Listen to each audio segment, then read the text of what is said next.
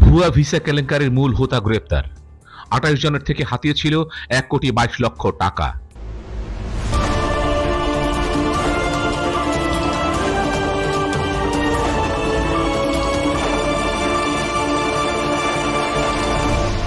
Channel CB।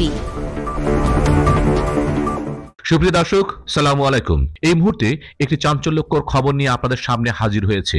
ভুয়া visa ও চাকরির লোভ দেখিয়ে কোটি টাকার প্রতারণা চক্রের মূল হোতা অবশেষে গ্রেপ্তার করেছে পুলিশের অপরাধ তদন্ত বিভাগ বা সিআইডি।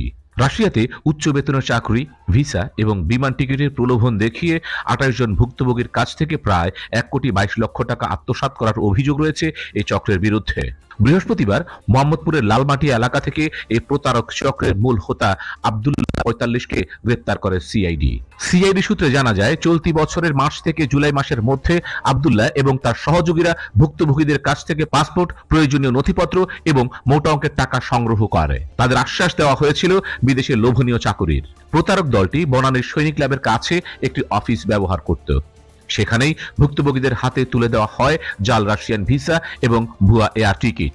পরবর্তীতে ভুক্তভোগীরা অনলাইনে যাচাই করতে গিয়েই জানতে পারেন তাদের হাতে থাকা সমস্ত কাগজপত্রই ছিল জাল। এই ঘটনায় ভুক্তভোগীদের পক্ষ থেকে বনানী থানায় একটি মামলা দায়ের করা হয়েছিল। মামলাটি দণ্ডবিধির ৪০৬, ৪২০, ৪৬৮, ৪৭১, ৫০৬ এবং ৩৪ ধারায় রুজু করা হয়েছে।